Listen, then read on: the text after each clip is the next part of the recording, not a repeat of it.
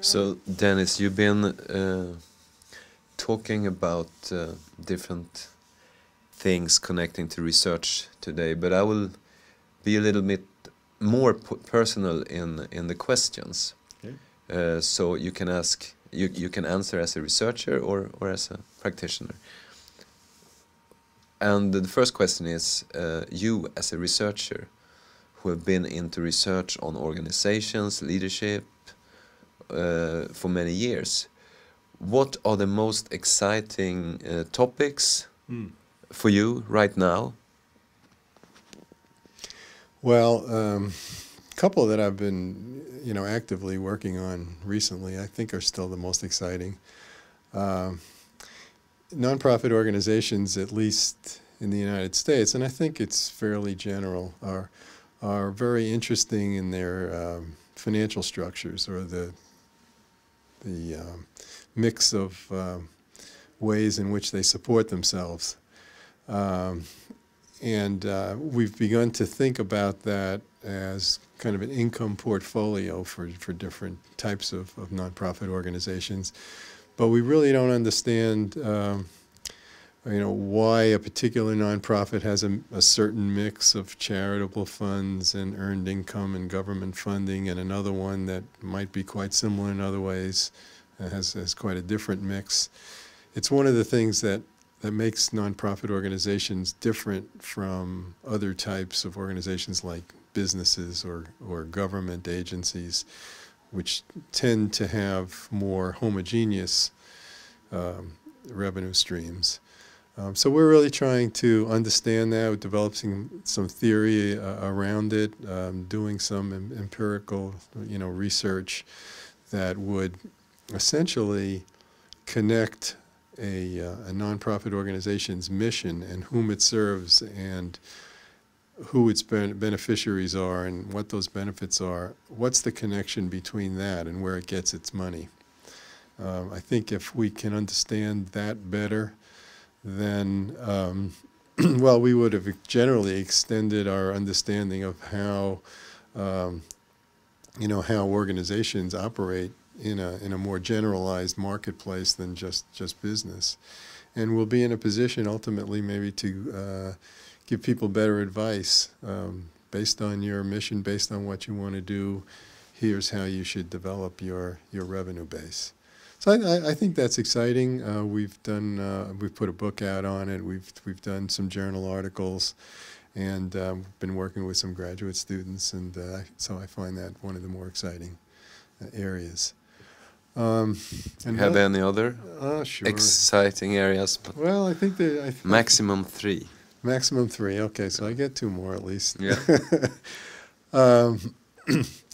I think another one is the whole area of competition in the nonprofit sector.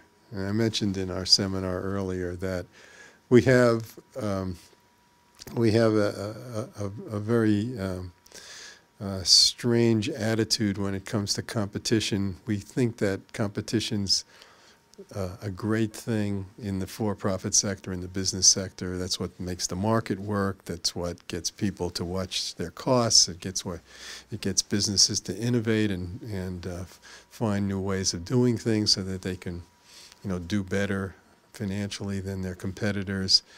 And we dislike the whole idea of collusion and monopoly and all of that and all the problems that leads to. And we have some pretty good theory about that in economics. In the nonprofit sector, it's very different.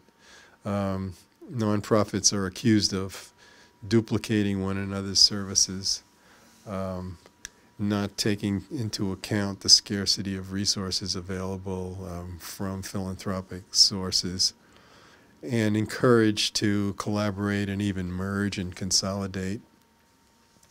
And so, we like to ask ourselves the questions, at least for starting in the research community, to say, well, what about all the benefits of competition that might occur in the nonprofit sector? We still need, less costly ways of doing things. We still need more innovative ways of doing things. Doesn't competition have a role in that? And should funders just kind of blindly encourage nonprofits to avoid each other, in terms of fundraising, in terms of competition for funds, in terms of competition for services or audiences or anything like that. It turns out that we just simply don't know very much about nonprofit competition. And so it's almost as if we can think about recreating the field of industrial organization except for nonprofits. All of the stuff that we've done to understand the competitive structure of industries in the for-profit sector needs to be done in the nonprofit sector, whether it be health or the arts or social services or whatever, education. We don't have good measures. We don't really know what the competitive structures are. We don't know where competition gets in the way or where it's actually beneficial. And so, you know, I think it's a very exciting research area, and we're just starting to explore it. Sounds almost like a revolution that would go into economics if you get some according to economics, strange findings on that one. Yeah, I guess so. I mean, I think the main issue is that the economists have tended, by and large, to neglect the nonprofit sector. There are some economists that have spent a lot of time studying it, but it's a very small fraction of the economics profession. And I think if we were to bring more of the traditional economic thinking about into the nonprofit sector, we might see a further explanation of this. But a lot of the rhetoric about the dangers of competition and the wastefulness of competition and the benefits of collaboration, you know, they're more of they're coming from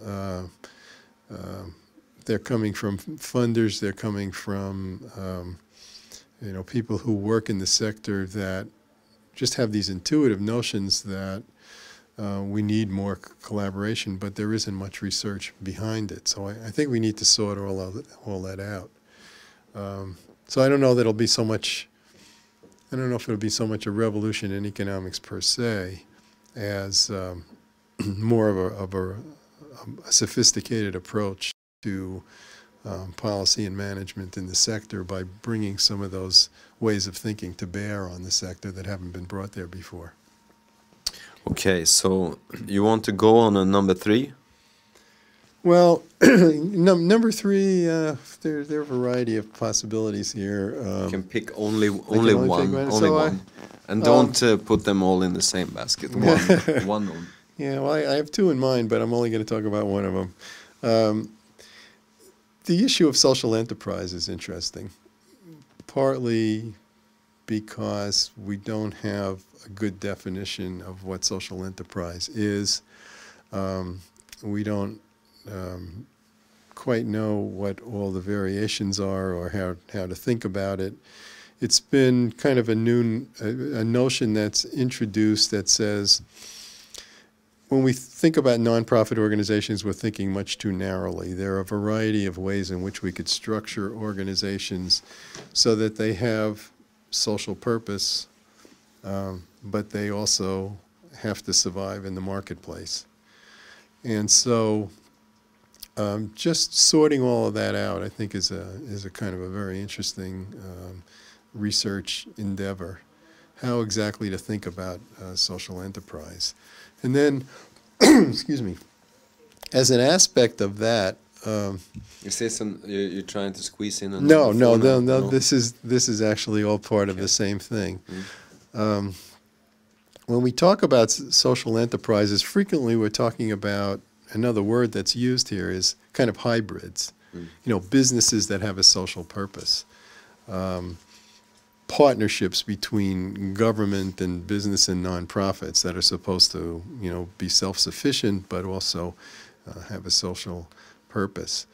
One of the things that I've started to think about it in that realm is which ones of these new forms that are being proposed are really viable and are going to last in the long run and, you know, really make sense.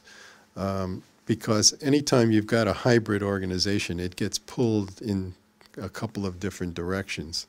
you've got constituencies that are trying to keep it to its social purpose and saying, you know, you should do things that are unprofitable, but advance your mission.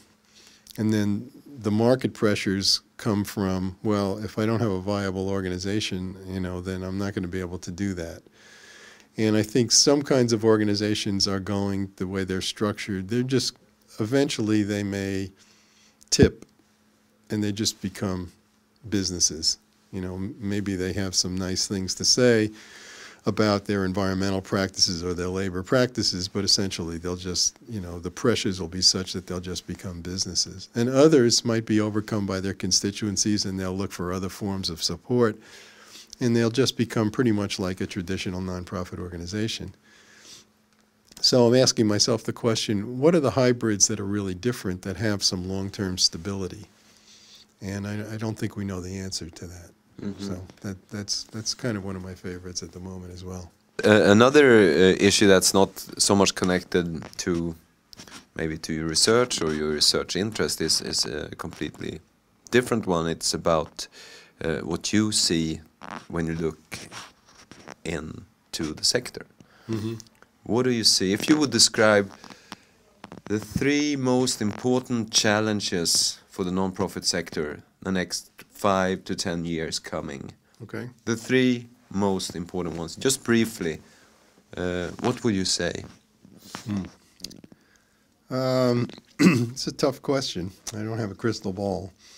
I would say financing is one, because at least recently there's been kind of a perfect storm with the bad economy. Every source that you can think of that has supported nonprofit organizations, at least in the United States, has been under threat. Contributions have been down. Local government is in terrible fiscal shape right now. The federal government had a stimulus package for a while, and it's going to be much more austere in its financing of everything, including nonprofit organizations. So nonprofits are going to have to think about becoming more efficient, trimming themselves down, perhaps, and finding new sources of revenue. And I think that's a very serious threat. I think connected with that is the issue of governance. There's been kind of a stream of research and writing about how are nonprofits best governed, and more particularly, how can we make the boards, the governing boards of nonprofit organizations more effective? And part of that is how can those boards not only help set direction, but how can they help with the resource development? I think we have a long way to go with that, and I don't think nonprofits have quite figured it out, but they, in these challenging times, they're going to have to take advantage of every resource that they've got. And boards are kind of a latent resource. They're the connection between the organization itself and the outside world, and they have to figure out how to make those boards work better. And there's some empirical work that shows that, you know, it's been kind of lackluster. The boards have not often been very effective. Members of boards don't contribute as much as they should, and so forth. So that's another important one. You know, a larger question is kind of the existential question, and that is, there are lots of different variations that people are talking about these days in terms of the kinds of vehicles and organizations and networks that can be used to address social issues. So what is it about nonprofits that justify all of the benefits that they get in public policy? They're going to have to articulate what makes them special, that makes them deserving of the resources that they're asking from the charitable sector, that they're asking from the business sector, they're asking from government, and the tax special tax treatment that they get. And I think part of this is going to be nonprofits having to figure out a way to demonstrate in a very concrete manner you know, what exactly are they accomplishing? And it's a hard problem because it's not like a business where you can point to the balance sheet and say, hey, I made this profit, my stock's going up, I've done well. There's nothing like that in the nonprofit sector. But so each area of nonprofits got to find a way of making their case and showing very specifically that the impacts that they have on their social issues that they're addressing through their mission and the benefits that they're producing for society are worth the investment that's being made in them. Because otherwise I think those resources are going to shrivel. So they're all kind of connected with the resource issue, but you know, separate challenges of looking for new sources of revenue, figuring out how to be governed better, and figuring out how to measure one's performance, and say that the nonprofit form has certain comparative advantages relative to doing things a different way. That's fine. At least you have one of your most exciting strands of research that connects with the major three of the major challenges. Well, yeah, so I've actually written out all three, but it's... I know. Yeah. But I think we stay there. With some wild ideas, yeah. Thanks a lot, Dennis. Okay, it was my pleasure. Sharing. Yeah. Yeah.